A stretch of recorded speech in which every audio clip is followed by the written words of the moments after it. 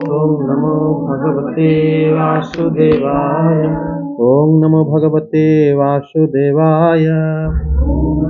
भगवते वासुदेवाय। ओम नमो भगवते वासुदेवाय। नमो भगवते वासुदेवाय। श्रीमद् भागवतम तृतीय स्कंद 16वां अध्याय श्लोक संख्या 8।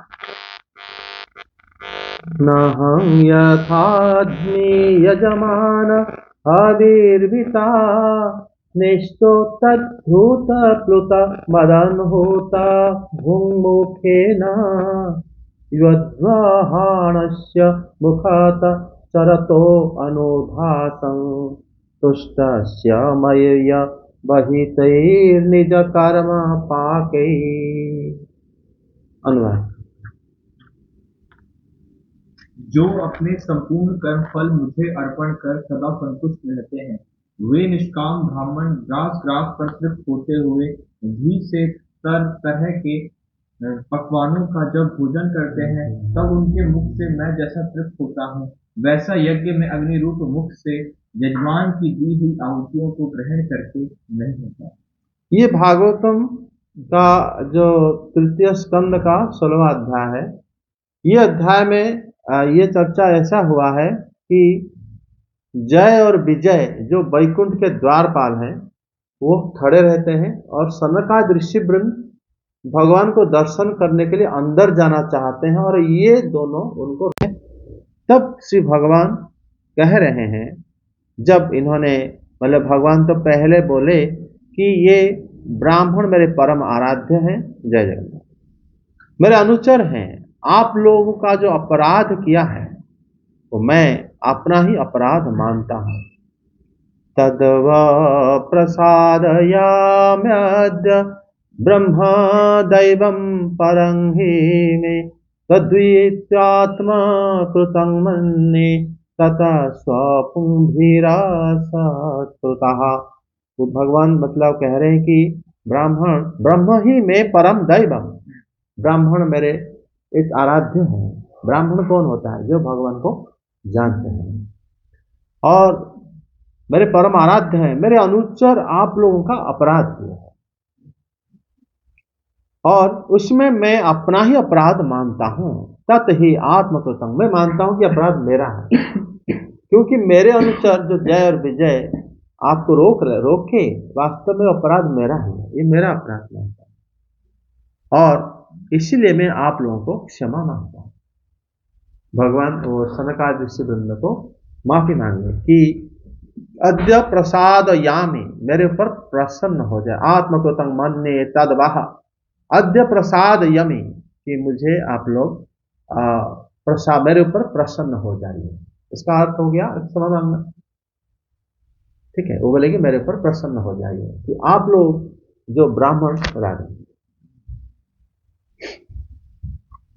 इसमें जिससे श्री भगवान जय और विजय उनको रोके, श्री भगवान वहां पर आने के बाद ये कह रहे हैं कि ये अपराध मैंने ही किया है, वास्तव मेरे अनुचर करे हैं, अपराध मेरा ही है, इसलिए आप मुझे क्षमा कर दें।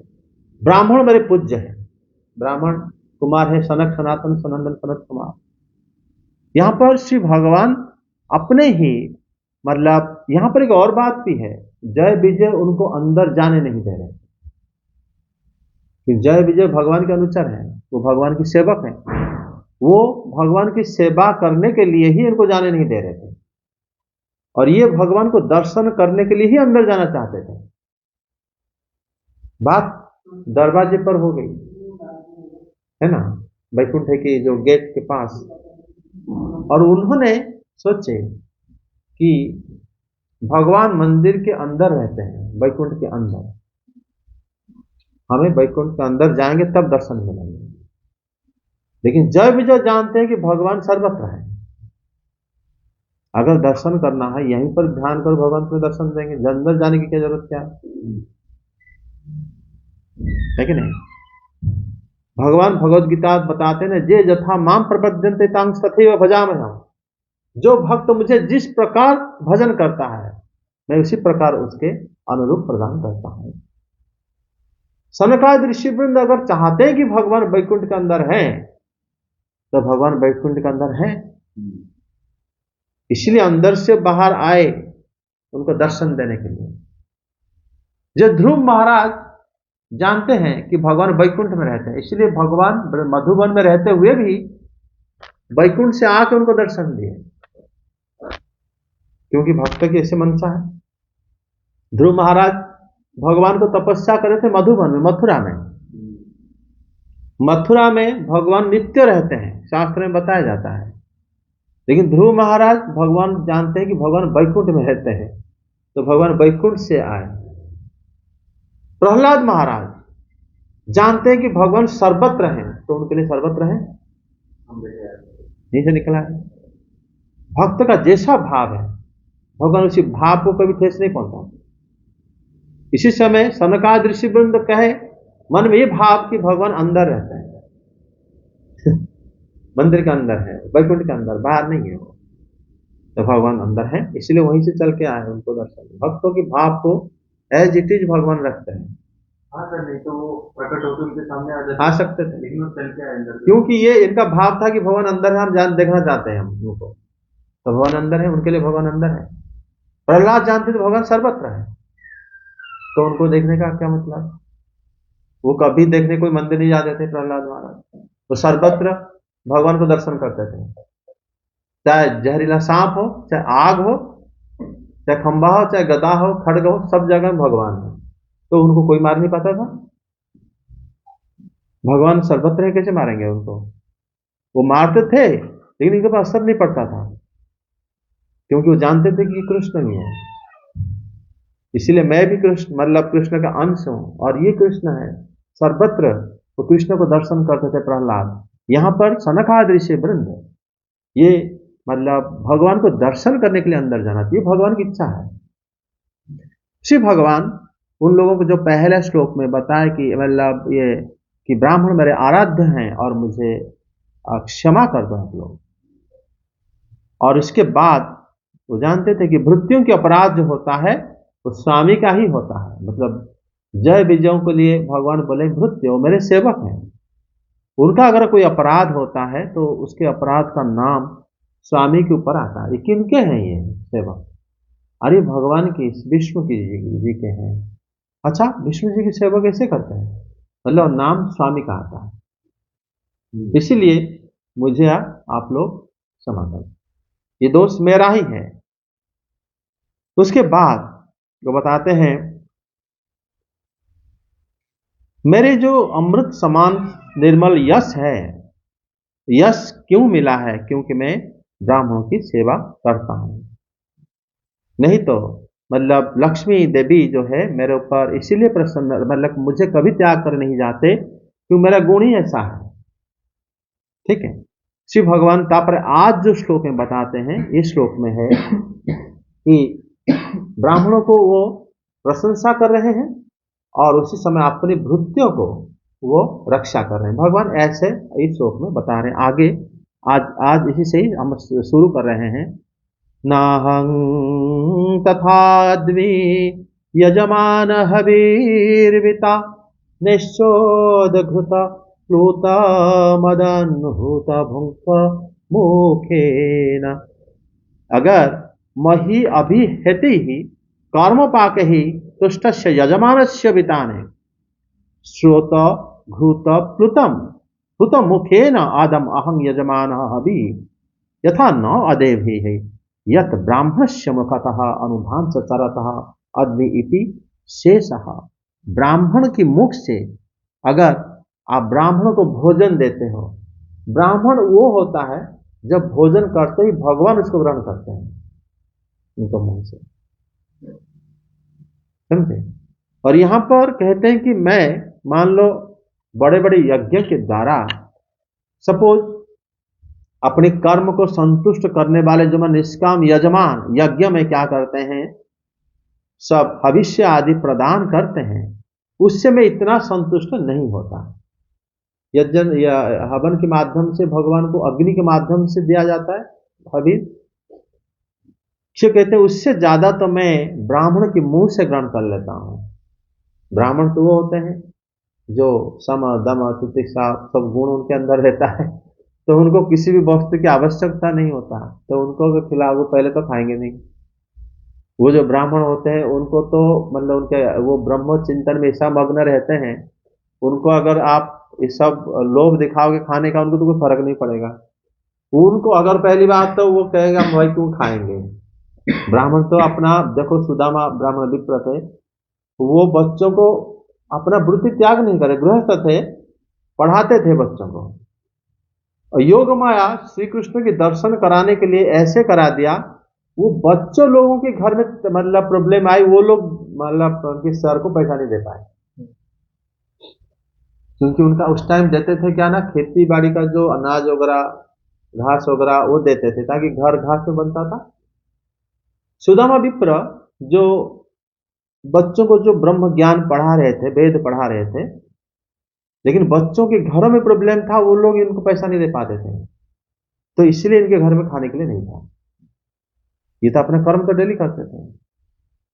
फिर उनकी पत्नी की प्रेरणा में वो भगवान के पास गए थे, समझे। तो यहाँ पर बताते हैं कि ब्राह्मणों की भोजन में मैं प्रत्येक ग्रास में मैं संतुष्ट हो जाता हूँ, क्योंकि भगवान बताते हैं ना, मद भक्त्या पूजा भा अधिका, मेरे भक्तों की पूजा मुझसे अधिक है। एकादश स्कंद में बताते हैं भगवान, और ऐसे ब्राह्मण मुझे संपूर्ण कर्मफल अर्पित कर देते हैं। अर्थात ऐसे जो ब्राह्मण जो कि मुझे सब कुछ दे देते हैं, ऐसे निष्काम ब्राह्मण को अगर तुम संतुष्ट करा तो मुझे संतुष्ट हो जाता है।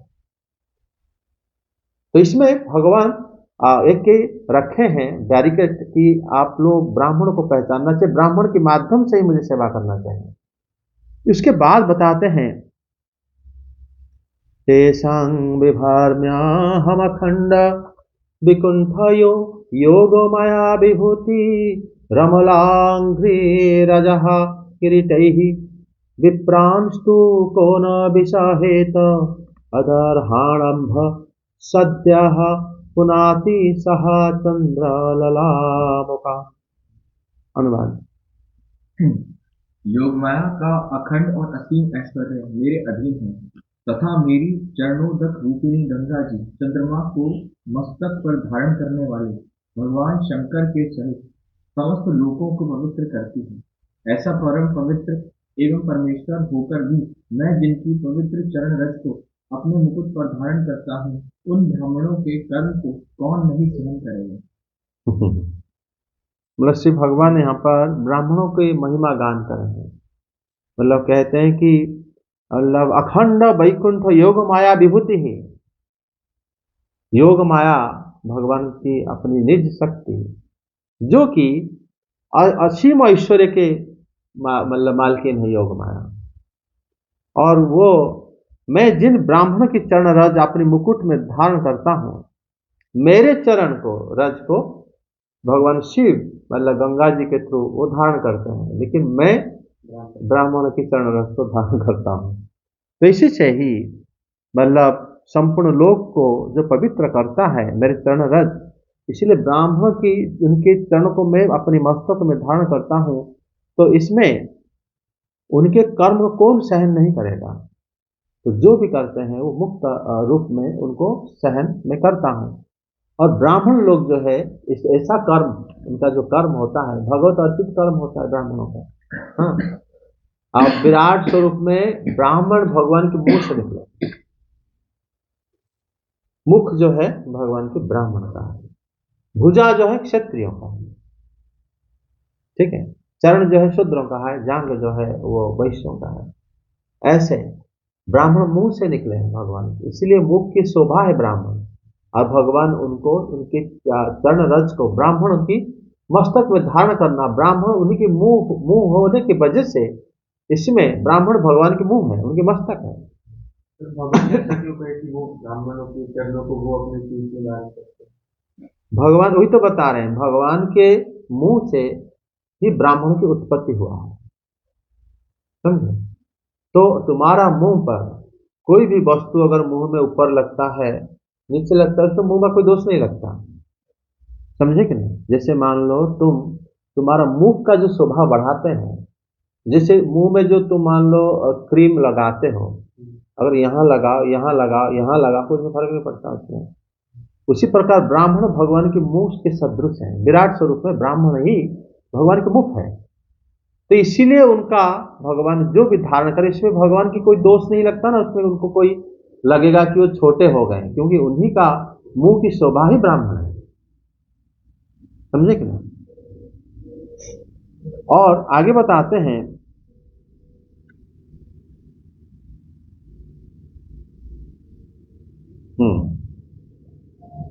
ये उसके बाद श्लोक 10 में बताते हैं, अनुवाद पाठ करो। ब्राह्मण दूध देने वाली गौ है और अनाथ प्राणी ये मेरे ही शरीर है। पापों के द्वारा विवेक दृष्टि नष्ट हो जाने के कारण जो लोग इन्हें मुझसे भिन्न समझते हैं, उन्हें मेरे द्वारा नियुक्त यमराज के गृध्र जैसे दूत, जो सर्प के समान क्रोधी हैं, अत्यंत क्रोधित होकर अपनी चोटों से नोचते हैं। ब्राह्मण जो है, कह रहे हैं कि ब्राह्मण, गाय और अनाथ जीव ये मेरे शरीर है भगवान के। हम छोटे बच्चे हो गए, बूढ़े, बहुत बूढ़े बुजुर्ग हो गए, ये भगवान की शरीर है। गाय भगवान की शरीर है, और दूध देने वाली गाय और है ब्राह्मण। इसलिए भगवान श्री कृष्ण को जब प्रणाम करते हैं, नमो ब्राह्मण्य देवाय गो ब्राह्मण हिताय। समझे? यहाँ पर भगवान को जो कहा गया है कि ब्राह्मण्य देव, भगवान ब्राह्मण की देवता, या ब्राह्मण ही जो जिनके पूज्य ब्राह्मण है, ब्राह्मण जिनके पूज्य है वही भगवान है। ब्राह्मण और किसको पूजा करते हैं? भगवान की पूजा करते हैं, और किसको पूजा करेंगे? ब्राह्मण उनके मंत्र में भगवान को ही धारण करते हैं, वेद को धारण करते हैं उनकी आचरण में, है ना? तभी वो बताते हैं कि वो मेरे शरीर हैं। इसमें अनाथ जीव को भी, मतलब अलब्ध शरीराणी द्विज बरान द्रुहति ही अलब्ध शराणी भूतानी में तनु हूँ, ये लोग मेरे शरीर हैं। अनाथ जो लोग को कोई सेवा नहीं करता, रोड साइड में कोई बैठा है या खाने पीने को नहीं है, बड़े गरीब हैं, वो भगवान की शरीर है। उनको सेवा करने से भगवत सेवा हो जाता है, और ब्राह्मणों की सेवा करने से भगवत सेवा हो जाता है। ब्राह्मण वो है जो सब गुण धारण करता है और ब्रह्म को जानता भी है। और ब्राह्मण और गौ माता की सेवा, ये सारे हैं। गौ माता जो यहाँ पर दूध देने वाले, दुहती ही गौ माता को जो सेवा करता है, ये भगवान के शरीर से अभिन्न, ये उनसे भिन्न नहीं है, ऐसा समझ के सेवा करना चाहिए। पापों के कारण जिनकी विवेक दृष्टि नष्ट हो गई है, वो लोग मुझसे उनको भिन्न समझते हैं। हम मंदिर जाने के लिए बहुत तत्पर दिखाते हैं, मंदिर जा रहे हैं भगवान की सेवा करने के लिए। रास्ते में कोई बंदा मान लो काफी असहाय है, उसका कोई नहीं है, वहां पर सेवा ना करके मंदिर जाना भी दोष लगता है। देखो यहाँ पर 3 शब्द में भगवान मंदिर की बात नहीं बोले। बोले नहीं कि मैं मंदिर में रहता हूं, वो बोले मैं ब्राह्मण, नहीं तो गो, नहीं तो अनाथ, जो बच्चे, छोटे बच्चे हैं या बूढ़े बुजुर्ग हैं जो अनाथ हैं, उनके, वही मेरा शरीर है, उनकी सेवा करो, मेरा शरीर सेवा हो जाएगा। मंदिर तो स्थान हम खुद बनाते हैं भगवान को ध्यान पूजन करने के लिए, लेकिन भगवान मंदिर में नहीं रहते हैं। भगवान तो इन लोगों से इनके साथ रहते हैं। अब देखो कि वैकुंठ वर्णन जो ब्रह्मा जी करे हैं, वहां बताएं कि जहां हरि भक्त रहते हैं वो वैकुंठ है। वो नहीं कहे जहां भगवान रहते हैं वो वैकुंठ है। क्यों? क्यों? भगवान सर्वत्र हैं। अगर वो कहेंगे भगवान वैकुंठ में रहते हैं, फिर दोष लगेगा भगवान फिर यहां नहीं रहते क्या? रहते हैं, सर्वत्र रहते हैं, लेकिन जहां भक्त इकट्ठा हो जाते हैं वैकुंठ हो जाता है। समझे? और यहां पर शिव भगवान देखो, मंदिर बात ना कह के रोके, द्विज बरान दुहती अलब्ध शरीरानी भूतानी में तनु, ये लोग मेरे शरीर हैं। यहां पर जो उनको, जिनका विवेक दृष्टि नष्ट हो जाए, भूतानी मैं तनु हूं, जिनका विवेक नष्ट हो जाता है, भेद बुद्ध्या दक्षन्ति, वो भेद देखते हैं कि मैं मंदिर के अंदर ही उनके भोग लेता हूं, लेकिन बाहर जो गरीब वगैरह बैठे हैं, या जो बिल्कुल अनाथ है, या एक गाय है, गौ माता है या ब्राह्मण है, जो कि माने सम दम तितिक्षा आदि गुण उसके अंदर विद्यमान है, उनको मतलब अनादर करके हम पहुंच जाते हैं मंदिर के अंदर। विवेक बुद्धि नष्ट जिनका हो जाता है वही लोग भेद देखते हैं। उन लोगों को यमराज क्या करते हैं, सर्प के समान उनको दंड देते हैं। ठीक है, दंड देने का अर्थ हो गया उनको सुधारते हैं। भगवान दयालु हैं, वो तो कभी किसी को ऐसा तो नहीं कि तुम हमेशा के लिए उसको त्याग कर देंगे, भगवान ऐसा नहीं करेंगे, वो उनको सुधार देते हैं। दंड शब्द इसलिए तो व्यवहार हुआ है, विनाश तो नहीं कराते, दंड देते हैं। कभी भगवान कहते हैं कि अधिदंड तेन हो अहि मन्यवः वृद्धाः कुसन्ति है। वो लोग जो है क्रोधी गिद्ध के समान और सर्प के समान, और वो लोग उनको नोचते हैं और इसी प्रकार वो कष्ट को पाते हैं। ये कष्ट को वही समझता है जो ब्राह्मण द्रोही है। जो भक्त है वो उसको लिए उसको क्रोध सांप ले आओ, या उसको लिए क्रोधी गिद्ध मतलब गिद्ध को ले आओ, या उसको नोचो, उसको कोई फर्क नहीं पड़ेगा। इस शब्द से व्यवहार करा गया है। जो ब्राह्मण द्रोही होते हैं, जो लोग भगवान वो शरीर है अनाथ लोग नहीं समझ पाते, उन लोगों के दंड दिया जाता है, क्योंकि उनके अंदर भेद दृष्टि है, और भेद दृष्टि की वजह से कहा जाता है कि तुम अगर ऐसा नहीं करा सांप काटेगा। वो डर जाते हैं क्योंकि वो भक्त नहीं होते। भक्त तो प्रहलाद महाराज की तरह, उनको क्या सांप काटे कुछ काटे उनको फर्क नहीं पड़ेगा। लेकिन अभक्त जो जिसके पास भेद दृष्टि है वो डरते हैं, उनको डराया जाता है। आगे अनुवाद पढ़ो जरा। ब्राह्मण तिरस्कार पूर्वक कटु भाषण भी करे तो भी जो उसमें मेरी भावना करके प्रसन्न चित्त से तथा अमृत भरी मुस्कान से युक्त मुख कमल से उसका आदर करते हैं, तथा जैसे रूठे हुए पिता को पुत्र और आप लोगों को मैं मनाता हूँ, उसी प्रकार जो प्रेम पूर्ण वचनों से प्रार्थना करते हुए उन्हें शांत करते हैं, वे मुझे अपने वश में कर लेते हैं। यहाँ पर बताते हैं कि यहाँ पर जय विजय की जो गुणों को श्री भगवान यहाँ पर समझा रहे हैं। जैसे जय विजय कह रहे, जैसे मैं तुम्हें समझा रहा हूं ब्राह्मण के बारे में, उसी तरह जो भी ऐसे समझाता है, अगर ब्राह्मण कठोर वाणी बोलते हैं, क्षिपतो ब्रह्मणाम ए मई धियाः, वो लोग अगर मनुष्य अच्छे से संबोधित कर लेते हैं, ऐसे ब्राह्मणों को मुझ वासुदेव के समान मानकर प्रसन्न हो जाता हूं मैं। अगर कोई ब्राह्मण अगर आपको कठोर वाणी बोले, तब भी आप क्या करना चाहिए, प्रेम भरी वाणी द्वारा उनको तुष्ट करना चाहिए, उनके ऊपर क्रोधित ना होकर। तभी जैसे महर्षि भृगु वही करे थे, महर्षि भृगु भी जाके भगवान को परीक्षा करने के लिए गए थे, उसी समय भी ऐसे हुआ था। भगवान उनको तुष्ट करते हैं ब्राह्मणों को, तभी ब्राह्मण देवता है, ब्राह्मण देव भगवान को कहते हैं। ये नवम स्कंद में नहीं, 10वें स्कंद के अंतिम अध्याय में आएगा ये। और उसी समय वो कहते हैं कि ब्राह्मण जो है, जैसे मैं तुम लोग को समझाता हूँ, मेरा जो भक्त होते हैं वो क्या करते हैं, ब्राह्मणों के ऊपर अगर ब्राह्मण क्रोधित करता है तब भी उनको वो शांत करता है, तब मुझे वो वास्तव में बड़ा प्रिय लगता है। वो समझते हैं कि मेरे स्वरूप है वो लोग, इसीलिए उसी प्रकार वो समझाते हैं। आगे 12। मेरे इन सेवकों ने मेरा अभिप्राय न समझकर भी आप लोगों का अपमान किया है, इसलिए मेरे अनुरोध से आप केवल इतनी कृपा कीजिए कि इनका यह निर्वासन काल शीघ्र ही समाप्त हो जाए। ये अपने अपराध के अनुरूप अधम गति को भोगकर शीघ्र ही मेरे पास लौट आए। मतलब यहाँ पर भगवान भी उनको बोल रहे हैं कि आप एक काम करो, जो हुआ अभी उनको आने की इंतजाम आप कर लो। माने भगवान की ही लीला है ये, भगवान अवतार लेने के लिए ये पृष्ठभूमि बनाए, बैकग्राउंड बनाए, और भगवान ने ही बनाए अदृश्य रूप से। योग माया ऐसा करे थे कि सनकादि ऋषि वृंद जो कि परम श्रेष्ठ ब्राह्मण है, वो उनके मन में क्रोध आ गया, जो कि बड़ा आश्चर्यजनक बात है। जय विजय जो कि भगवान के सेवक हैं, वो भी उनका अंदर नहीं छोड़े। ये दोनों के अंदर कौन खेल रहे थे? कौन? भगवान ही खुद खेल रहे थे। तभी वो कह रहे हैं कि तत् सर्वभर्त हो, कि आप इनके स्वामी, मतलब अतएव इनके स्वामी के अभिप्राय को नहीं समझने वाले आप लोगों को जो अपमान हुआ है, इसके लिए आप ऐसा करें कि ये जल्दी ये दोनों मेरे पास पुनः आ जाए, मेरे धाम को आ जाए।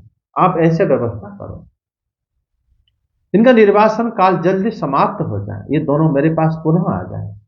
यही आप लोगों पर, मुझ पर अनुग्रह। देखो, भगवान के वैकुंठ से अगर जन आएंगे तो ये मर्त्य जगत में लोगों को शिक्षा अच्छे से दे पाएंगे, अन्यथा श्री भगवान के साथ बैर कौन करेगा? श्री भगवान के समकक्ष शक्ति कौन लाएगा? वैकुंठ से साधारण जीव यहाँ का कोई उनके साथ समकक्ष हो पाएगा? किसी भी गुण में नहीं हो पाएगा।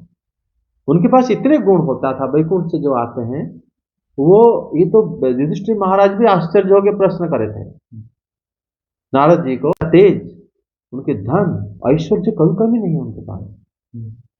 बाकी लोग तो डरेगा कि नहीं बीमार हो जाऊंगा, भगवान कैसे बोल रहा हूं तो मैं तो प्रॉब्लम होगा। वो तो बिंदास रहते थे।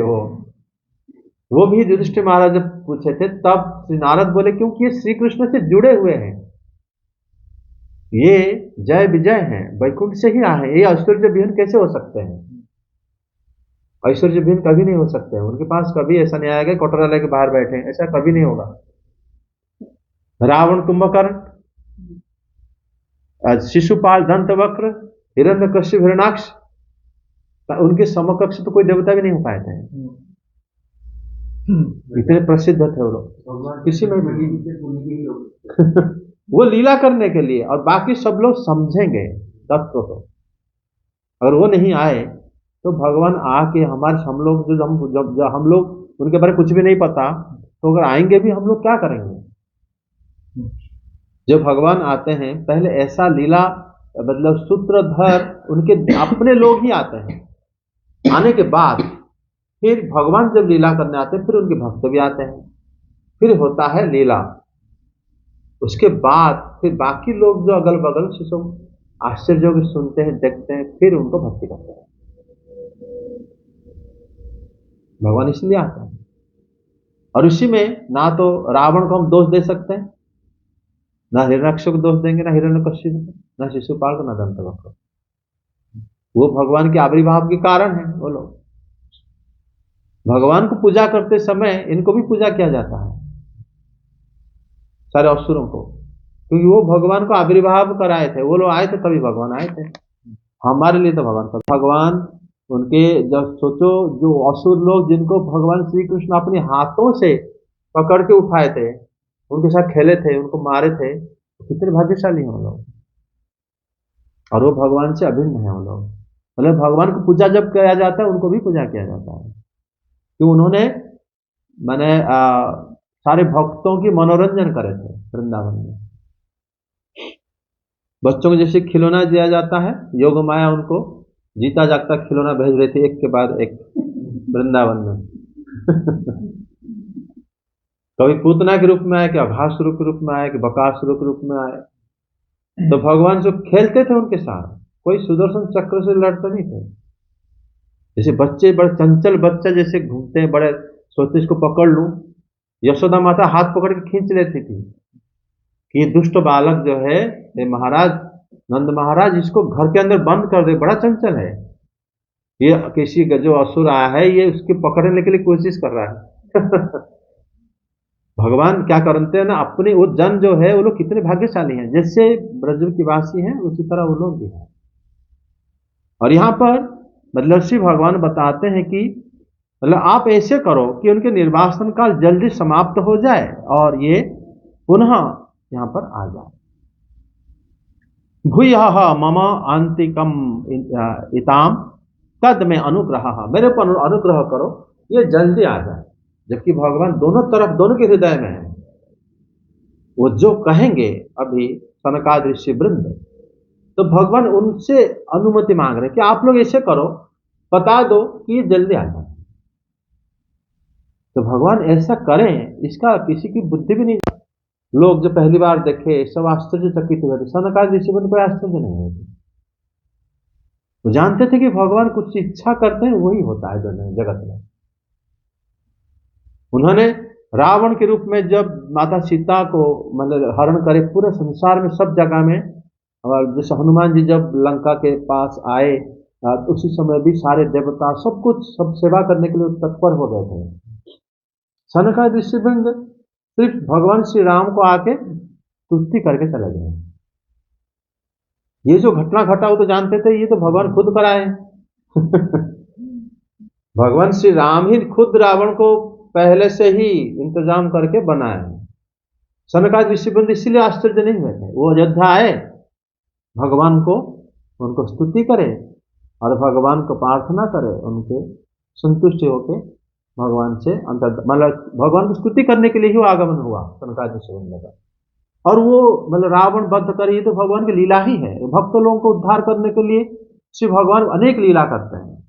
ये जय विजय आने के बाद भगवान की मतलब 3-4 अवतार की मतलब यहाँ पर कारण बन गए ये लोग। तभी श्री भगवान बताते हैं ब्रह्मवाच अथो तस्य सतिं देवी मृषिकुल्यां सरस्वतीं न स्वाद्य मन्यो दष्टानं तेषामात्माप्यतृप्यता। अनुवाद। श्री ब्रह्मा जी कहते हैं, देवताओं सनकादि मुनि क्रोध रूप सर्प से डसे हुए थे, तो भी उनका चित्त अंतःकरण को प्रकाशित करने वाली भगवान की मंत्रमय सुमधुर वाणी सुनते सुनते तृप्त नहीं हुए। मतलब श्री भगवान जब ऐसे बोले, सनकादि ऋषि वृंद मन्यु दृष्टानं तेषां, उनको वो क्रोधित हो गए थे, गुस्सा कर लिए थे। उनका क्रोध सरस्वती देवी भी आस्वादन करते हैं। उनकी कंठ में माता सरस्वती वास करती है।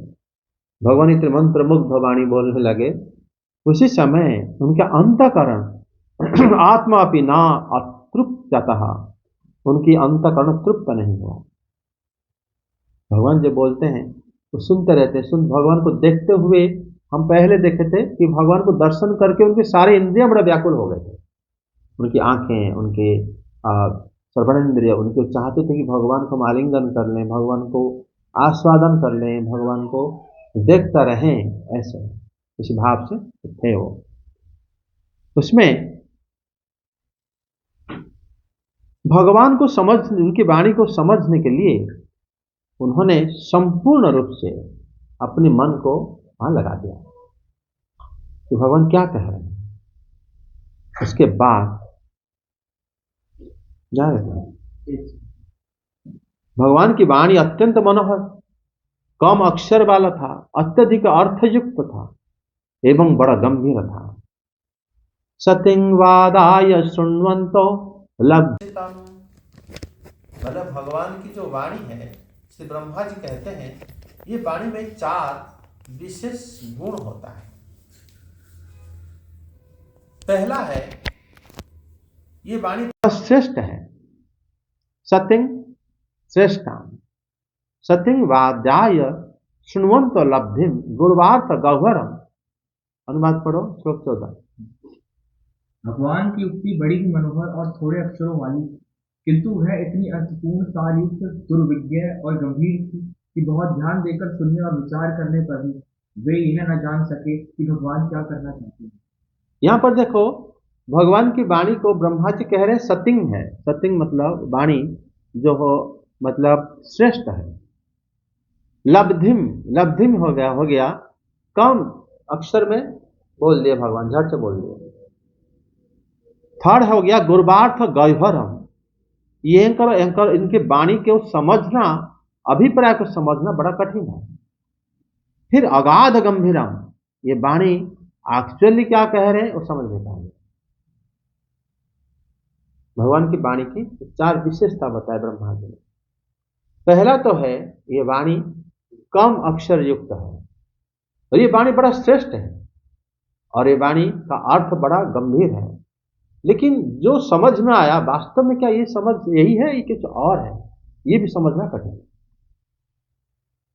सनकादिक ऋषि वृंद बड़े ज्ञानी हैं, वो पूरा मन लगा के सुने फिर भी समझ कुछ नहीं पाया।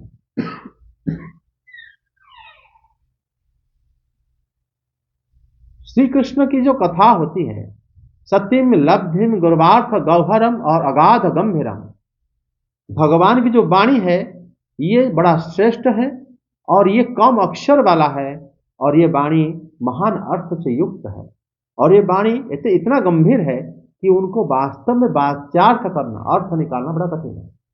सनकादिक ऋषिवृंद सुन के भी उसको समझ नहीं पाए और सबसे ज्ञानी है तो सुने। श्री भगवान बता रहे हैं कि ये मेरे सेवकों के द्वारा अपराध हो गया, आप लोगों को अंदर जाने नहीं दिए और आप लोग ब्राह्मण हो, ब्राह्मण ही मैं ब्राह्मण को पूजा करता हूं, इसीलिए सब गुण मेरे पास है, इत्यादि इत्यादि भगवान बता दिए। लेकिन ये बात को समझ नहीं पाए। क्यों? 15 श्लोक पढ़ो। भगवान की इस अद्भुत उदारता को देखकर वह बहुत आनंदित हुए और उनका अंग अंग पुलकित हो गया। फिर योगमाया के प्रभाव से अपने परम ऐश्वर्य का प्रभाव प्रकट करने वाले प्रभु से वे हाथ जोड़कर कहने लगे। यहाँ पर योगो माया आरब्ध परमेष्ट्य महोदयाम, योग माया के प्रभाव से जो ऐश्वर्य प्रकट करते हैं श्री भगवान की अद्भुत उदारता को जानकर सनकादि ऋषि के अंग पुलकित हो गया। मतलब पहले जान नहीं पाए, अब जाने। पहले तो उन्होंने पूरा मन लगा के सुना भगवान कह क्या रहे हैं, लेकिन समझ कुछ नहीं पाए। लेकिन कुछ समझे। कैसे समझे? योग माया प्रभाव से समझे। जब समझे उनके अंग पुलकित हो गया कि भगवान क्या कहना चाहते हैं। यहाँ पर अत्यंत प्रसन्न, हाँ उदारता,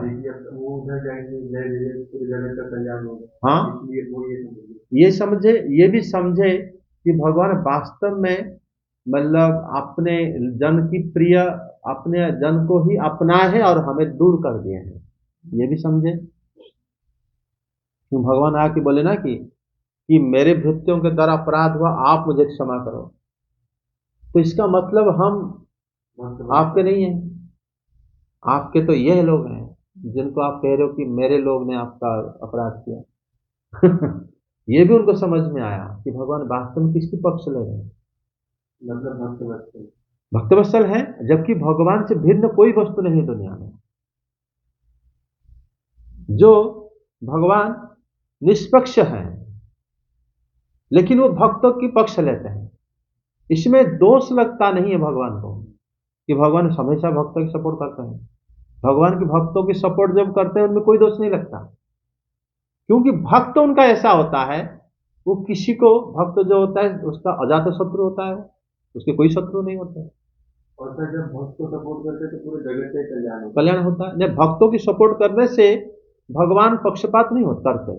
क्यों? क्यों भक्त वो है जिसका कोई शत्रु नहीं होता, सम, सबके लिए समान होता है। जो न्यूट्रल आदमी के सपोर्टर में रहने से थोड़ी तुम किसी का सपोर्ट करा। अगर कोई तुम मतलब दो लोग लड़ते हैं किसी और की सपोर्ट, युधिष्ठिर महाराज को कहा जाता है अजात शत्रु, उनका कोई शत्रु नहीं होता। भक्त जो है किसी, उसका कोई शत्रु नहीं होता। उसको हो सकता है कोई शत्रु टारगेट करे, लेकिन उसका अपनी तरफ से सब लोग बराबर हैं उसके, समझे।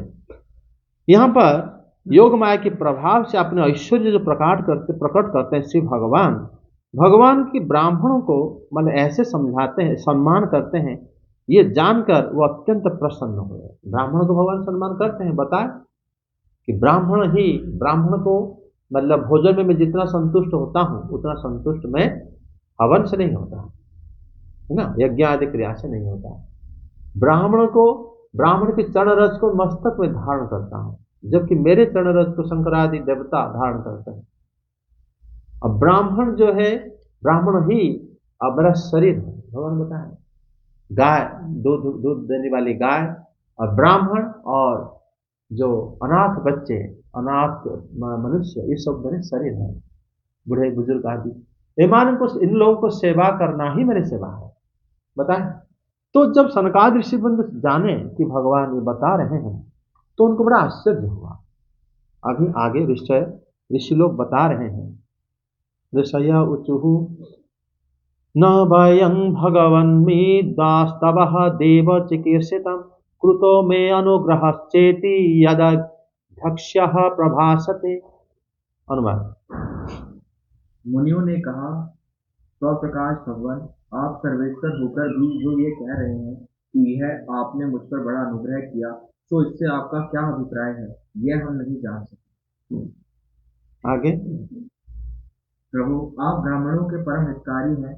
इससे लोक शिक्षा के लिए आप भले ही ऐसा माने कि ब्राह्मण मेरे आराध्य देव हैं, वस्तुतः तो ब्राह्मण तथा देवताओं के भी देवता, ब्रह्म आदि के भी आप ही आत्मा और आराध्य देव हैं। सनातन धर्म आपसे ही उत्पन्न हुआ है। आपके अवतारों द्वारा ही समय समय पर उसकी रक्षा होती है तथा निर्विकार स्वरूप आप ही धर्म के परम गुह्य रहस्य है। यह शास्त्रों का मत है। आपकी कृपा से निवृत्ति परायण योगीजन सहज में ही मृत्यु रूप संसार सागर से पार हो जाते हैं। फिर भला दूसरा कोई आप पर क्या कृपा कर सकता है। यहाँ पर श्री भगवान बताए हैं कि ब्राह्मण जो है, मैं ब्राह्मण मेरे पूज्य हैं, ब्राह्मण को मैं पूजा करता हूँ। वास्तव में ब्राह्मण की आराध्य भगवान है ना, मैं ब्राह्मण ने देवा है। हे प्रभु, आप संपूर्ण जगत के स्वामी हैं, आप ये जगत के स्वामी हैं, आप जगन्नाथ हैं। फिर भी आप जो कह रहे हैं कि आप मेरे पर कृपा आपने करा है, ये कैसी बात है? मैं कैसे कहूं, हम कैसे जानेंगे कि हम आपके ऊपर कृपा करें हैं? इस बात को हम नहीं समझ पाए। तब चिकित्सितम वयं न वेदमः, न हम नहीं जान पा रहे। क्यों? भगवान की गलती से तो कुछ नहीं, गलती की भी नहीं करते वो, उनके कोई भी मिस्टेक नहीं होता। वो भगवान जो भी करेंगे वो सब सही है। तो जो बोले हैं, इससे कैसे बोल दिए कि मतलब आप कैसे बोल दिए कि मतलब आप मतलब हम आपके ऊपर कृपा करें हैं? ये जो आप कुछ कहना चाहते हैं, वास्तव में ये बात हम समझ नहीं पाए। सनकादिक ऋषि भगवान को कह रहे हैं कि हम आपकी बात समझ नहीं पाए। फिर दूसरी बात ये बता रहे हैं कि ब्राह्मण के परम हितकारी आप ही हैं, आप ही ब्राह्मण के परम आराध्यतम है। ब्राह्मणस्य परम दैवं ब्राह्मणः, अपन आप ही ब्राह्मण की आप ही ब्राह्मण देव है, और आप ही ब्राह्मणों की परम आराध्य हैं। वास्तविक यही है। लेकिन आप जो कह रहे हैं कि आप ब्राह्मणों को पूजा करते हैं, आपके ब्राह्मण आराध्य, ये हम समझ नहीं पाए। और दूसरी बात ये कहते हैं कि सनातन धर्म तत्व, सनातन धर्म आपसे ही उत्पन्न होता है। जो सनातन धर्म आजकल लोग हमारे ज्यादा इंडिया में एक्टिव है वास्तव सनातन धर्म भगवत गीता में एक जगह में आता है और भागवत में इस जगह में आता है। सनातन धर्म अर्थ हो जाता है कि जो धर्म पहले भी था और जो धर्म के माध्यम से हम भगवान से पृथक नहीं होते, वो सनातन धर्म होता है। लेकिन धीरे धीरे वो मतलब समझ के हिसाब से लोग उसको कुरूप कर दिए हैं। लेकिन धर्म जो है यहां पर बता दे, सनातन धर्म तत्व समुत्पन्न तब तनु भी, आपसे ही ये धर्म उत्पन्न हुआ है। धर्म होता है जिस जिस जिस जरिए हम लोग रह पाते हैं, ध्रुव धातु से होता है, जिससे हम इस संसार में हम रहकर और भगवत आराधना करते हुए, भगवान को जानते हुए शरीर को पूरा कर देते हो, सनातन धर्म है। उसी में हमारे पिता माता और हमारे विवाह उत्सव, हमारे घर में जितने भी संस्कार, सब कुछ उसी में सम्मिलित होता है ना। सभी माध्यम से भगवान को लेकर चलते हैं हर एक संस्कार में, और फिर शेष समय में भी हम लोग, अंतिम समय में भी भगवान की ही चिंता करते हुए शरीर को पूरा कर देते हैं। सनातन धर्म आपसे ही उत्पन्न हुआ है और समय समय पर आप अवतार को धारण करके धर्म की रक्षा करते हैं। धर्म की रक्षा भगवान करते हैं आगे।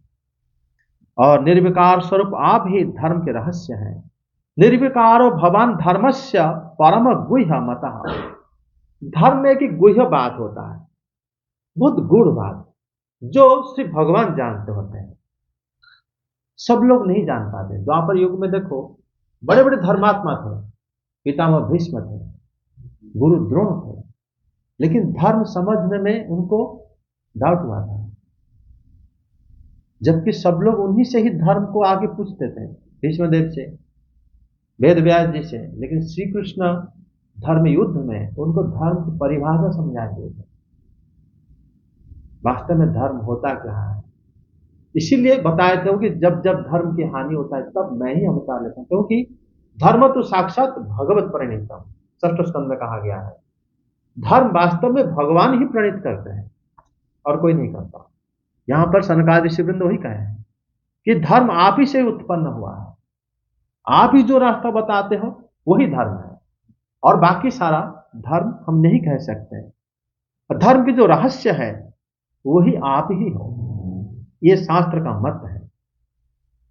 धर्म में गोपनीय अर्थ रहता है। धर्म में कभी कभी धर्म के नाम पर धर्म धीरे धीरे धीरे धीरे नष्ट होके कब नष्ट हो जाता है पता नहीं चलता। धर्म के नाम पर पाप भी होने लगता है। बुद्ध अवतार से पहले वही हुआ था। वेद में पढ़ के लोग पशु हत्या करके खाने के लिए वे यज्ञ करते थे। पहले लोग मतलब जगत की कल्याण के लिए यज्ञ करना था। अभी घर में मतलब कोई मांसाहारी लोग मिल गए और वो पशु हत्या करके यज्ञ के नाम पे, यज्ञ के हम लोग यज्ञ कर रहे हैं तो वेद में वर्णन है, तो हमें जरूरत है तो उसको काट दो, उसमें कोई दोष नहीं लगता। ऐसा धर्म धीरे धीरे इस प्रकार अर्थ में आ गया था। तब भगवान फिर अवतार लेके उनको उद्धार करे थे। जब जब धर्म में समझने में गलती होता है, तब रावण के समय में भी भगवान जब धर्म में उनको मतलब संदेह उत्पन्न हो गया था, कोई ये विचार नहीं कर पा रहे थे गलती कहां पर है, तब श्री भगवान अवतार लेके गलती समझाते हैं धर्म को, या फिर सबको समझ में आता है। अन्यथा गुरु द्रोण पितामह भीष्म के सामने देवी द्रौपदी की वस्त्र हरण की चेष्टा की गई, उनको ये समझ में नहीं आएगा गलती क्या है, तो धर्म को लेकर बैठे कि धर्म तो उन्होंने हार गए थे, ऐसा हो गया था, ऐसा हो गया था, समझ नहीं पाया। धर्म जो है भगवान स्वयं क्यों स्थापित है, बहुत उसके अंदर बहुत रहस्य रहता है, छुपा रहता है। वेदों में वेद के नियम को मान के वो लोग सही कर रहे थे, वो तो बताया था हम लोग गलत क्या करें, कोई गलती नहीं। विदुर जी छोड़ के चले गए क्योंकि वो देखे कि मैं त्याग कर सकता हूं, मैं राजा नहीं हूं। पितामह भीष्म छोड़ नहीं पाए क्योंकि वो प्रतिज्ञाबद्ध है। तो प्रतिज्ञा का क्या काम, जहां पर संसार नाश होने को बैठ गया, तो प्रतिज्ञा उसी समय वो प्रतिज्ञा को बाद में समझे क्या कि इसका कोई अर्थ नहीं है। भगवान बताए अर्थ तो है, लेकिन संसार जब मान लो सारे लोग जिसमें तुष्ट होते हैं, धर्म में रहते हैं, उसी से ही अगर हम उसी में सहयोग करते हैं, वो धर्म वास्तव में हमारी आत्मा को प्रसन्नता लाभ करता है और हमको मुक्त करता है। धर्म कभी बांधता नहीं किसी को। धर्म में लोग बंध जाते हैं, सामने पाप होता है, कुछ बोल नहीं पाते, ये धर्म का अर्थ कैसे हो सकता है। तब यहां पर बताया है कि ये धर्म के जो गुह्यतम अंश है, रहस्य है, वो आप ही हो प्रभु। जिस धर्म के फल रूप आदि स्वर्ग आदि प्राप्त भी होता है, वो सब भी आप ही हो। आगे श्लोक, अच्छा श्लोक 19 देखो। आपकी कृपा से निवृत्ति परायण योगी जन सहज में ही मृत्यु रूप संसार सागर से पार हो जाते हैं, फिर भला दूसरा कोई आप पर क्या कृपा कर सकता है। वही बता रहे हैं, ये मतलब भगवान की वाणी को सनकादि ऋषिवृंद कह रहे हैं हम समझ तो नहीं पाए, लेकिन हम ये आपको पूछ रहे हैं कि आपकी कृपा द्वारा अगर हम मुक्त हो जाते हैं तो फिर हम कैसे आपको कृपा करते हैं। योगी जन यजानुग्रहात निवृता योगिनः अंजसा मृत्युं तरंति स भवान परे किस्त्वत् अनुग्रह। हम कैसे आपको अनुग्रह करें, आपकी कृपा से तो सब लोग मुक्त होते हैं, तो हम फिर कैसे आपको कृपा करें। आपने जो बता दिए हम ब्राह्मण ऐसे ऐसे करते हैं, लेकिन हम तो ये बात समझ नहीं पा रहे हैं। आप तो गलत नहीं बोले हैं, लेकिन हम नहीं समझ पा रहे हैं। तो भगवान की वाणी किससे अर्थ होता है, बहुत मुश्किल होता है अर्थ करना उसमें। श्रीधर स्वामीपाद भी उसी को उतना ही रखे हैं जितना भगवान ने बोले हैं, क्योंकि यहाँ इसका अर्थ जो होता है ना, भगवान के अलावा अब कोई नहीं जानता। भगवान की वाणी के अर्थ से वही जानते होते हैं। उसके बाद श्लोक 20 का देखो। भगवान दूसरे अर्थार्थी जन जिनकी चरण रज को सर्वदा अपने मस्तक पर धारण करते हैं, वे लक्ष्मी जी निरंतर आपकी सेवा में लगी रहती हैं। तो ऐसा जान पड़ता है कि भाग्यवान भक्तजन आपके चरणों पर जो नूतन तुलसी की मालाएं अर्पण करते हैं, उन पर गुंजार करते हुए भौरों के समान वे भी आपके पाद पद्मों को ही अपना निवास स्थान बनाना चाहती हैं।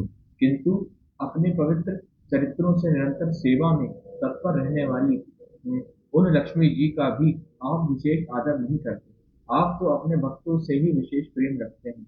आप स्वयं ही संपूर्ण भजनीय गुणों के आश्रय हैं। क्या जहाँ तहाँ विचरते हुए ब्राह्मणों के चरणों में लगने से पवित्र हुई मार्ग की धूलि और श्रीवत्स का चिन्ह आपको पवित्र कर सकते हैं? क्या इनसे आपकी शोभा बढ़ सकती है? मतलब यहाँ पर सनकादिक ऋषिवृंद कह रहे हैं कि आपके जो जो लोग अर्थार्थी हैं वो श्री लक्ष्मी जी को सेवा करते हैं कि उनको पैसे धन की आवश्यकता होता है। इसलिए तुम देखोगे लक्ष्मी जी की पूजा में महामाया शब्द व्यवहार करते हैं लोग, क्योंकि वो योगमाया नहीं होते, क्योंकि हम उनको भगवान के साथ हम पूजा ना करके अलग सा पूजा करते हैं कि हम धन संपत्ति आदि दें। वो महामाया के स्वरूप होता है।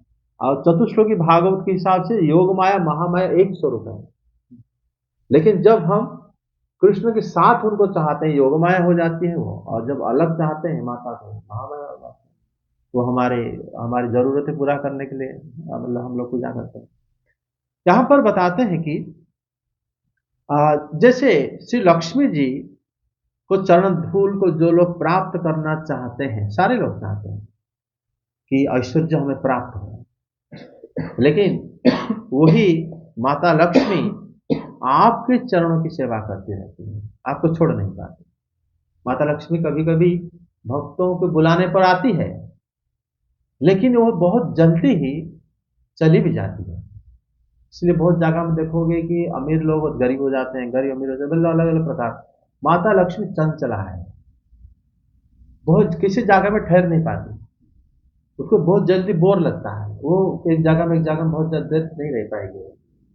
लेकिन वो भगवान के चरण को मतलब सेवा करते, उनके गुण इतना ज्यादा है भगवान के, वो उसमें उनका चंचलता स्थिर हो जाता है, छोड़ नहीं पाते।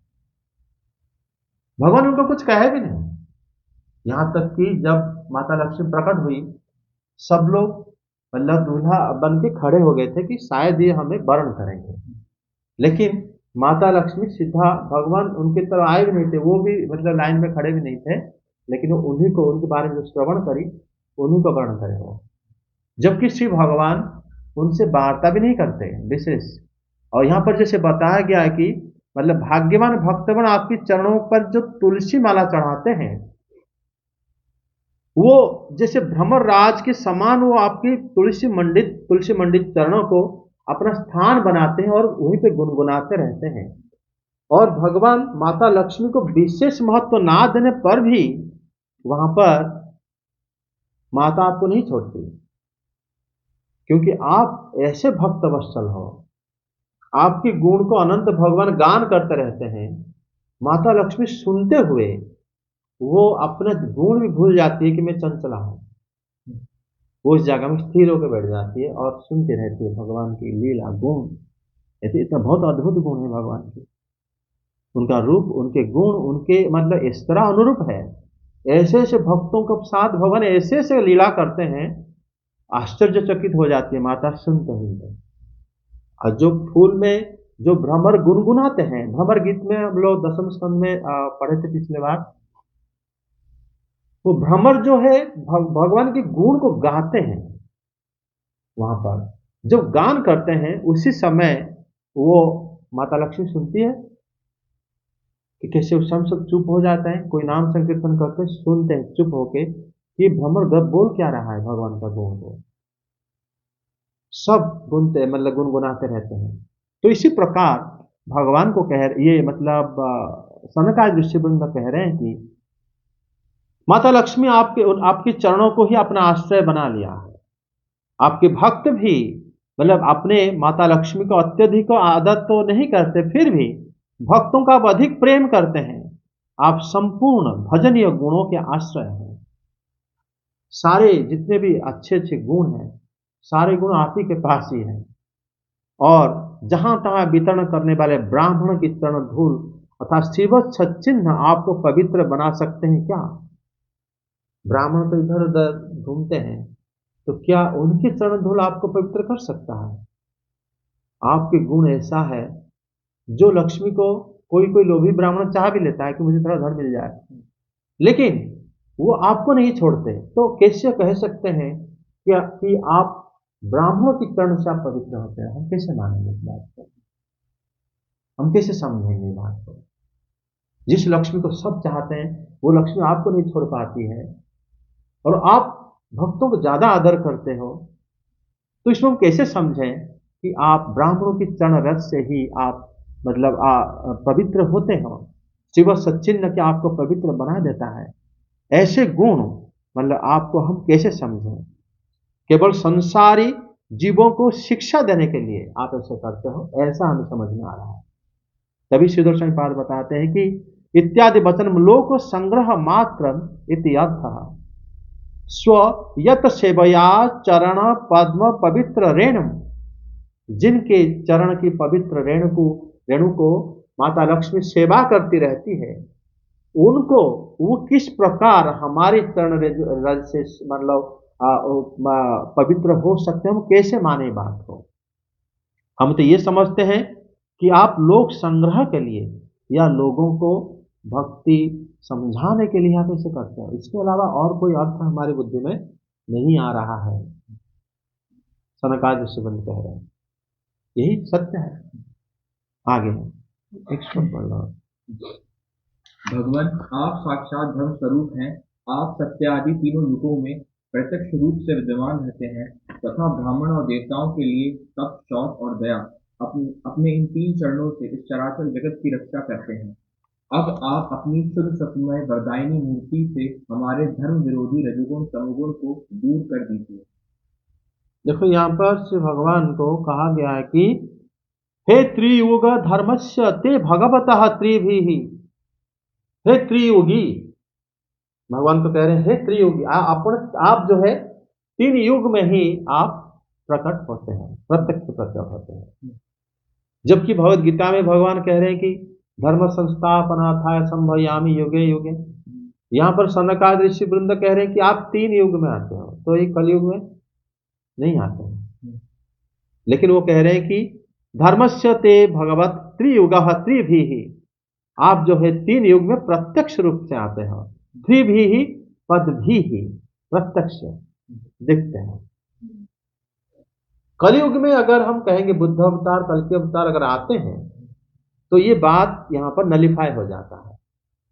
इसका मतलब जिस भगवान को ये प्रार्थना कर रहे हैं वो कलयुग में नहीं आते हैं, इसका मतलब वो समझ लेना स्थापना करते हैं। यहाँ पर परोक्ष भाव से आते हैं, चैतन्य महाप्रभु, जिनको लोग समझ नहीं पाते, और प्रत्यक्ष भाव में जो आते हैं वो मूल अवतार नहीं होते भगवान, वो सत्यावेश अवतार होते हैं। इसलिए रूप गोस्वामी पाद कहे हैं कल के अवतार जो है भगवान की सत्यावेश अवतार है।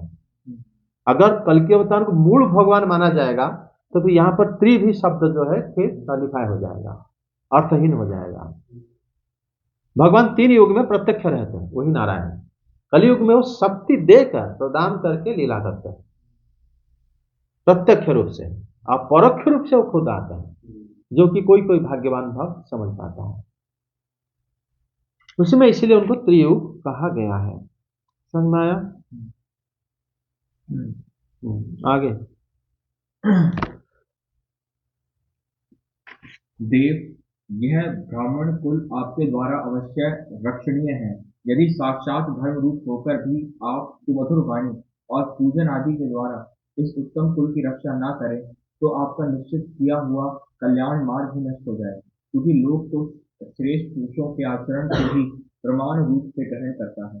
ब्राह्मण जो है वो वेद को धारण करता है, वो ब्राह्मण शास्त्र जब वो अध्ययन करता है, ब्राह्मण उसके अभ्यास है, अध्ययन करेगा, उसको धारण भी करता है, जो जो लिखा है उसको मानता है। अगर हम वो आदमी को देखेंगे हम वेद समझ जाएंगे, ब्राह्मण वेद को धारण करते हैं। वो लोग वो किसी भी जगह में जाए, किसी के साथ बात करे, कुछ सामान खरीदे, हर जगह में वेद के नियम को मान के ऐसे चलते हैं तो लोग चलता फिरता वेद है ये। अगर उनको नष्ट हो जाएगा तो लोग वेद को कैसे समझेंगे? इसलिए आप ब्राह्मण को आप रक्षा करते हो। आप ब्राह्मण्य देव हो, नमो ब्राह्मण्य देवाय गो ब्राह्मण्य हिताय च। क्यों? इसलिए यहां पर श्री भगवान बताते हैं, सनकादि ऋषिवृंद बताते हैं कि ब्राह्मण वंश की रक्षा आप ही करते हो। क्यों? नहीं तो फिर वैदिक मार्ग नष्ट हो जाएगा। कोई शूद्र हो व वैश्य हो, क्षत्रिय, वो कभी भी वेद अध्ययन नहीं करते। वेदों का नियम को मानने के लिए ब्राह्मण के पास जाते हैं। अगर ब्राह्मण ही नष्ट हो जाएंगे तो संसार में मार्ग दिखाने वाला कौन रहेगा? तो आप उनको क्या करते हो ना, सुरक्षा प्रदान करते हैं। तभी भगवत गीता में जो भगवान बताते यह जद आतंक श्रेष्ठ, ये जो श्रेष्ठ लोगों का अनुगमन लोग करते हैं। ब्राह्मण अगर नहीं रहेगा, अगर उसको कोई विपत्ति आएगा तो आप रक्षा करते हो। मतलब जब सनकादि ऋषिवृंद वहां पर मतलब मंदिर के अंदर जाना चाहते थे, वैकुंठ के अंदर, वो वैकुंठ से द्वारपाल लोग ने उनको रोक दिए। वहां पर क्रोध हो गया इनका, फिर वो लोग कुछ कहे नहीं, लेकिन वो श्राप को ग्रहण कर लिए। ये कहते हैं ब्राह्मण के ऊपर जब विपत्ति आता है, ये तो विपत्ति नहीं था, जब आता है आप रक्षा करते हो। जैसे अभी आप हमारे पास आके मतलब हमें रक्षा किया, मतलब ये नहीं कि उनको मारते वो बस जो जय विजय क्या इनको पिटाई करते क्या, ऐसा तो नहीं था। ये तो उल्टा डर गए थे जब उन्होंने ब्राह्मण जन जब उनको श्राप दिए। लेकिन उन्होंने बताया कि आप रक्षा करते हो जब जब ब्राह्मण, क्यों? क्योंकि यजत आतति श्रेष्ठ ततो देवतर जनः इतर जनः स यत प्रमाणम कुरुते है लोक सदनु वर्तते। अगर लोग जब कोई भी श्रेष्ठ लोग जो कार्य करता है, बाकी लोग उसको अनुसरण करते हैं। अगर श्रेष्ठ लोग को कोई तकलीफ हुआ, उसको आप रक्षा नहीं करोगे, बाकी लोग कहेंगे देखो ये तो इसको भी भगवान नहीं बचा रहा, हमें क्या बचा रहा, भगवान कोई है ही नहीं। भगवान उनकी बात को सत्य करने के लिए हमेशा अपने भक्तों को रक्षा करते हैं। आगे श्लोक 24 देखो। आप सतगुण की खान हैं और सभी जीवों का कल्याण करने के लिए उत्सुक हैं। इसी से आप अपनी शक्ति रूप राजा आदि के द्वारा धर्म के शत्रुओं का संहार करते हैं, क्योंकि वेद मार्ग का उच्छेद आपको अभिष्ट नहीं है। आप त्रिलोकीनाथ और जगत प्रतिपालक होकर भी ब्राह्मणों के प्रति इतने नम्र रहते हैं, इससे आपके तेज की कोई हानि नहीं होती। यह तो आपकी लीला मात्र है। इसमें भगवान की तेज की कोई हानि नहीं है। सौ ते विनोदः। सनकादि ऋषिवृंद कह रहे हैं कि हमें तो लग रहा है आप मतलब मजाक कर रहे हो, मतलब विनोद कर रहे हो, खुश पाते हो ऐसे करके, लीला कर रहे हो। इसमें कोई गंभीर जो बात हम नहीं समझ पा रहे, तो इसमें कोई सीरियसनेस है। सौ विनोद, ये मतलब हाँ, सौ ते विनोद, हम ये तो क्षतंग न यतः सौ ते विनोद, हमें तो लगता है कि आप लीला कर रहे हो, लीला मात्र है आपका ये सारा आचरण।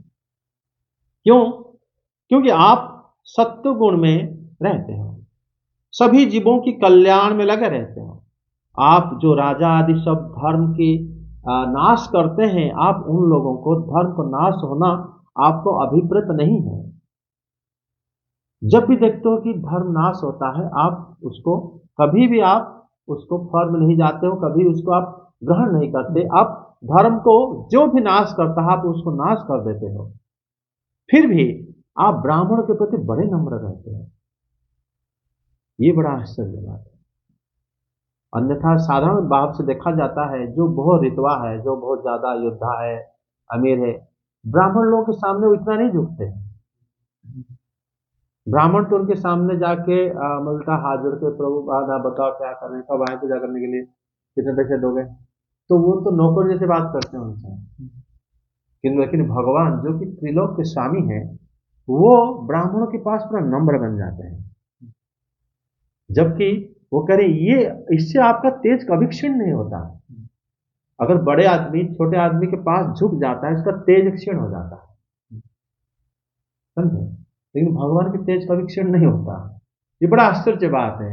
और फिर ये बात कह रहे हैं कि आप जो है ये आपका लीला है, इसके अलावा हम कोई अर्थ नहीं निकाल पा रहे हैं आप जो बातें कह रहे हो।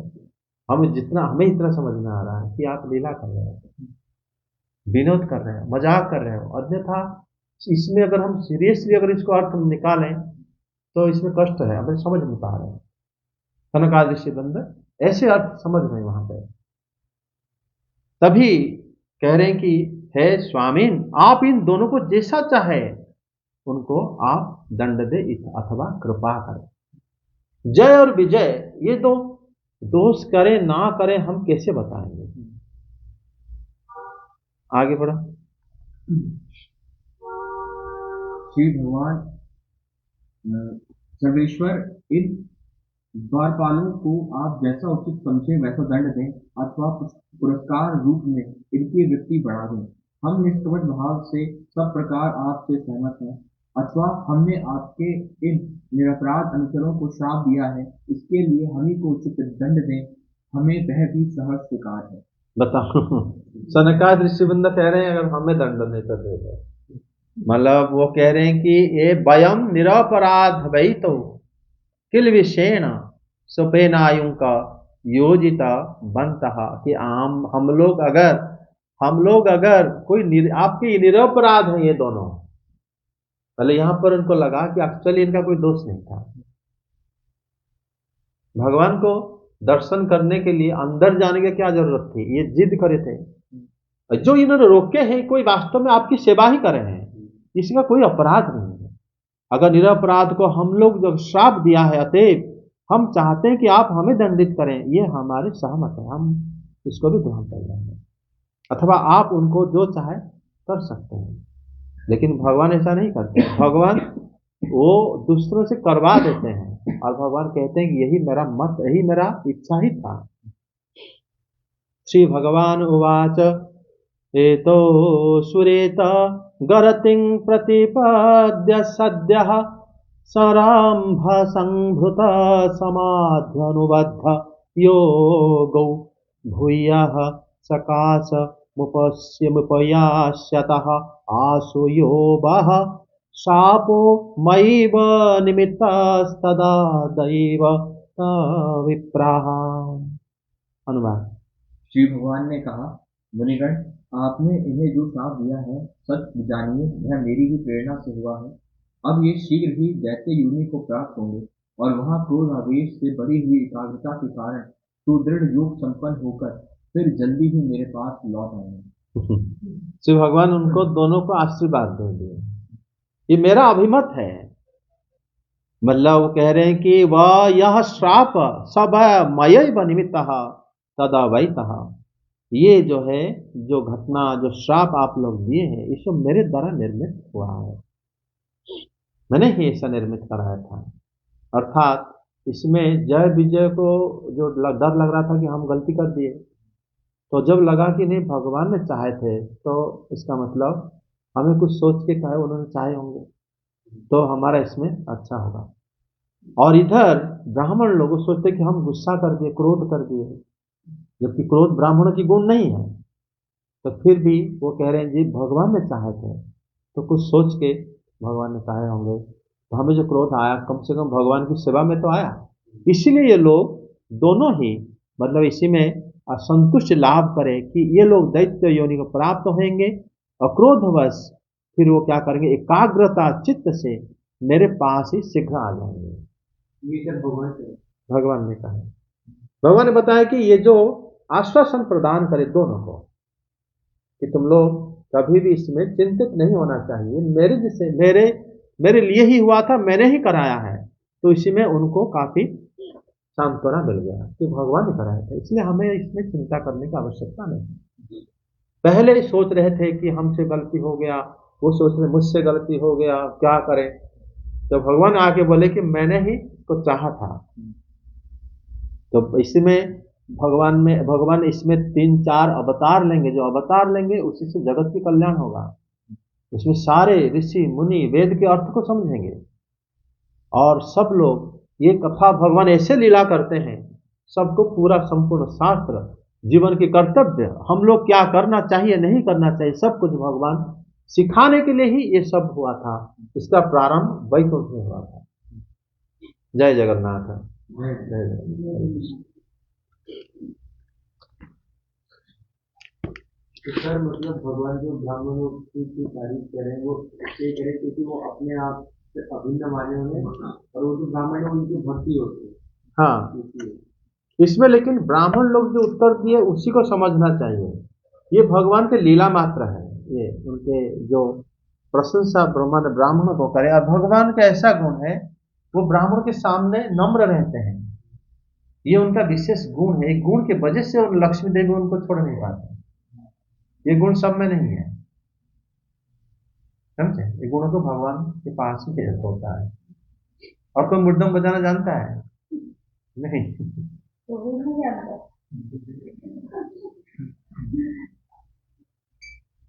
हरे कृष्णा कृष्णा कृष्णा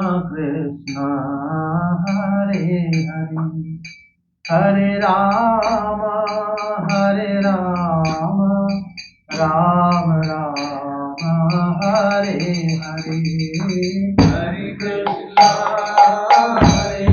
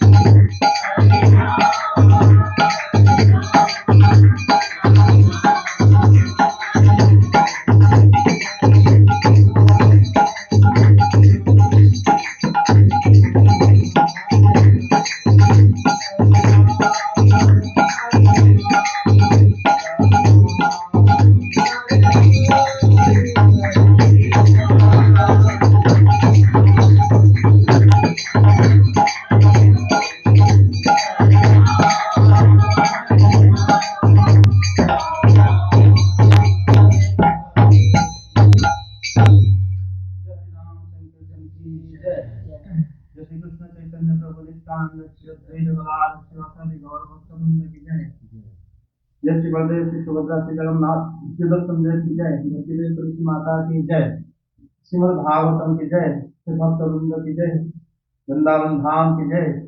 जय जय श्री राधे श्याम।